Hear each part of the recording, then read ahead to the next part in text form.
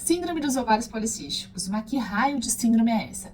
Vamos entender como ela funciona, da onde ela vem, por que a gente fala tanto para fazer atividade física e fazer uma dieta saudável, o que tem a ver isso com a síndrome de ovário policístico, que tem a ver uma coisa com a outra? Vou te explicar. Primeira coisa que a gente tem que entender é que uma síndrome ela é composta de vários sintomas juntos. Ou seja, para a gente falar que você tem a síndrome de ovário policístico, você precisa ter alguns sintomas em conjunto, não só um deles, tá? Outra coisa que a gente precisa entender é que apesar do nome ser síndrome dos ovários policísticos, não é uma doença ovariana. O ovário, ele leva o nome, mas na verdade ele é só um sintoma de uma doença sistêmica. Sistêmico, o que quer dizer isso? É que, na verdade, essa doença ela atinge o corpo inteiro. Como é que a gente faz o diagnóstico de SOP? Primeira coisa, como é uma síndrome, a gente precisa ter vários sintomas em conjunto. No último consenso, ficou definido que a gente precisa ter 2 destes 3 critérios. Então, os critérios diagnósticos são: primeiro deles, irregularidade menstrual. Mas não é aquela irregularidade de tipo assim, atraso de 1 semana na menstruação, 2, 3 dias de atraso menstrual, não. A irregularidade menstrual, ele quer dizer com pular mês. Então, você pula vários meses, fica alguns meses sem menstruar, os seus ciclos eles são muito longos, demora muito para vir uma menstruação em outra, coisa de mais de 38 dias, 40, às vezes 2, 3, 4 meses.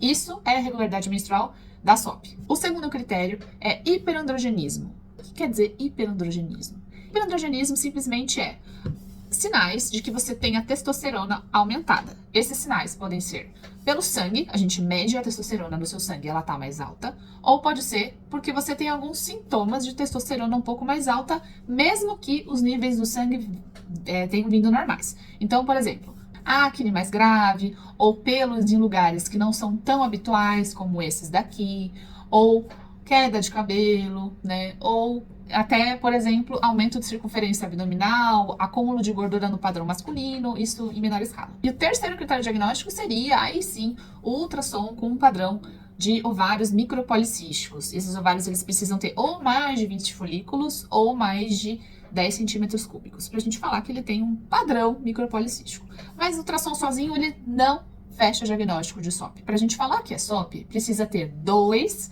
desses 3 critérios diagnósticos. Então, se você tem 2 desses 3, a gente pode pensar em SOP. Mas ainda tem mais coisa, viu? Ainda tem mais coisa porque o SOP ele é um diagnóstico de exclusão. O que é isso? Ainda que eu tenha aqui 2 critérios diagnósticos dos 3, eu ainda tenho que excluir outras causas que podem também dar isso aqui. É complicado fazer diagnóstico de SOP, não é fácil. Então tem algumas coisinhas que podem imitar aqui a SOP. Por exemplo, alterações de tireoide, algumas doenças endocrinológicas, entre outras coisinhas, mas que a gente precisa investigar antes de rotular na sua cabeça que você tem SOP, por mais que você preencha aqui esses critérios diagnósticos. Aí sim, se a gente pesquisou tudo, você se encaixa nesses critérios, a gente pode falar que você tem o síndrome dos ovários policísticos. Tem uma coisinha importantíssima que eu preciso falar com vocês. Até 8 anos depois da primeira menstruação, o nosso ovário, ele pode parecer um ovário de síndrome de ovário policístico. Por quê? Porque o ovário, quando ele começa a aprender a ovular, no nosso começo ali da menstruação, ele é um ovário meio bobo. Então, ele pode ficar com uma carinha assim, cheio de folículozinhos, cheio de microcistos e parecer um ovário de síndrome de ovário policístico, na verdade ele não ser. Hoje em dia, a gente espera um pouco para dar esse diagnóstico, se você levar em consideração o ultrassom, porque adolescentes, até 8 anos depois da primeira menstruação, podem ter um ovário assim, e na verdade depois de 8 anos ele melhorar e não ter mais nenhuma carinha de SOP. E aí esse diagnóstico, na verdade, ser falso, digamos assim. Outra coisa que acontece muito em adolescente também, a adolescente ela costuma ter os ciclos meio bagunçados. Então, olha só, você junta ciclos bagunçados com ovário policístico, você fala que ela tem síndrome de ovário policístico, né? Preencheu ali dos 2 critérios, 2 critérios dos 3, você fala que ela tem SOP, uma menina adolescente. Só que, só por ela ser adolescente, às vezes ela pode ter um ovário com uma carinha de SOP e ela pode ter o ciclo bagunçado por causa da própria adolescência, da imaturidade do ovário dela em ovular, ele ainda não sabe ovular direitinho. Então a gente tem que ter um pouquinho de cautela para dar diagnóstico de SOP em meninas adolescentes. A gente evita fazer isso hoje em dia e a gente espera um pouquinho para reavaliar esse diagnóstico. Sei que tem muita gente que tem esse diagnóstico de SOP dado lá na adolescência. Antigamente faziam muito isso. Hoje em dia a gente está pondo o pé no freio, porque a gente estava rotulando muitas meninas que pareciam ter SOP e na verdade não tem. Que essas meninas que elas têm esse diagnóstico interrogado na adolescência, a gente pode falar que elas têm um risco um pouco aumentado de ter uma SOP na fase adulta, mas a gente não pode dizer que você tem SOP se você ainda é adolescente e ainda começou a menstruar faz poucos anos. E por que raio que acontece a SOP? Explica pra mim. A ciência ainda não descobriu por que acontece a SOP. Mas a gente sabe que existem várias causas, incluindo causas genéticas, causas ambientais, provavelmente uma doença multifatorial, várias coisas juntas dão o resultado final. Mas a fisiopatologia da SOP ela é já bem conhecida.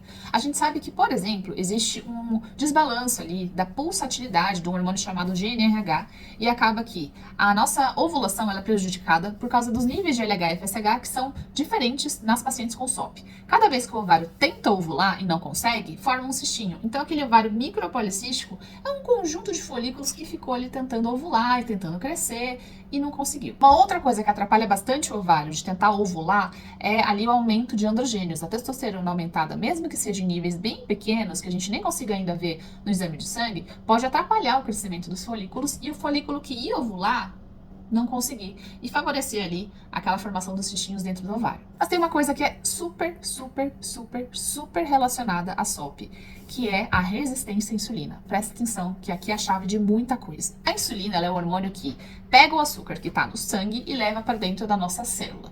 Então, quando a gente tem muito açúcar no nosso sangue, a gente aumenta o nível de insulina para conseguir dar conta do recado. Conforme a gente vai aumentando essa insulina, sem fim, a gente adquire uma resistência a essa insulina. E é o nosso pâncreas, que é o órgão que produz a insulina, ele acaba tendo que compensar, jogando mais insulina no nosso sangue, e essa insulina ela vai aumentando para compensar a resistência à insulina que a gente adquiriu ao longo do tempo.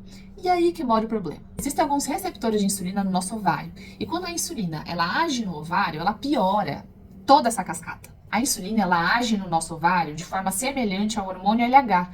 E o LH, ele faz aumentar o nível de androgênios. Então, a insulina, ela vai no ovário e aumenta ainda mais o nível de testosterona. Ou seja, ela piora ainda mais o nível de androgênios e prejudica ainda mais a ovulação. Além disso, a insulina, ela vai lá no nosso fígado e diminui a SHBG. A SHBG, ela é a proteína que carrega a testosterona. Ela coloca a testosterona dentro dela e carrega.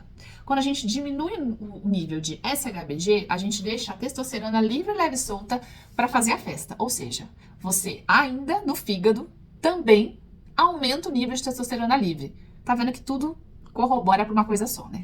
E aí a insulina, além de tudo, ela vai lá no nosso cérebro e atrapalha ainda mais a pulsatilidade do LH e do FSH, prejudicando ainda mais o funcionamento do nosso ovário. Vocês estão vendo que resistência à insulina é uma coisa que justifica muitos sintomas da SOP. E o que aumenta a resistência à insulina?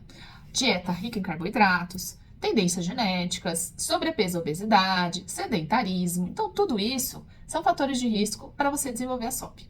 Aí a chave da coisa, é por isso que a gente fala que quem tem SOP precisa fazer atividade física, comer uma dieta um pouquinho mais pobre em carboidratos simples. Para quê? Para a gente tentar diminuir essa insulina e desafogar ali o ovário que está imerso naquela insulina toda, para ele conseguir funcionar de novo, conseguir ovular todo mês bonitinho e resolver o problema.